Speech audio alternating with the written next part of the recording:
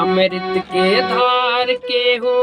के तनो पियाई एगो माई बिना कैसे करे जावा जुड़ाई भाई एगो माई बिना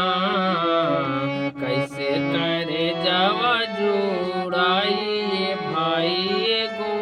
माई बिना करे एहसान माई दुनिया देखावेले बोले बतियावे और चले भी सिखावेले करे एहसान माई दुनिया देखावेले बोले बतियावे और चले भी सिखावेले मिल जायन धाने मिली सुख पूरा माई के दुलार बिना सब कुछ अधूरा अचरा ओढ़ा के हो दूधवा पियाई एगो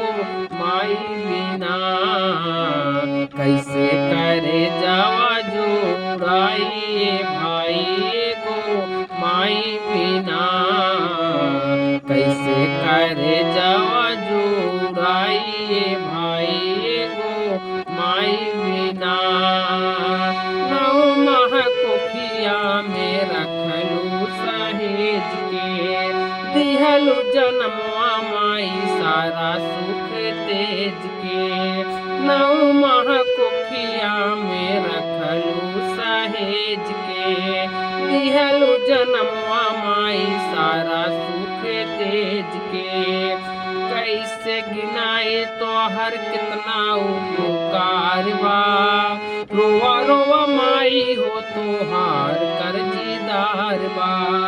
करके जीवती आऊ मिरिया बढ़ाई एगो माई बिना कैसे करे जावा जुड़ाई भाई एगो माई बिना कैसे करे जावा जुड़ाई भाई एगो माई बिना अमृत के धार के हो के तनो पियाई एगो माई बिना कैसे करे जावा जुड़ाई भाई एगो माई बिना कैसे करे जावा जुड़ाई भाई एगो माई बिना।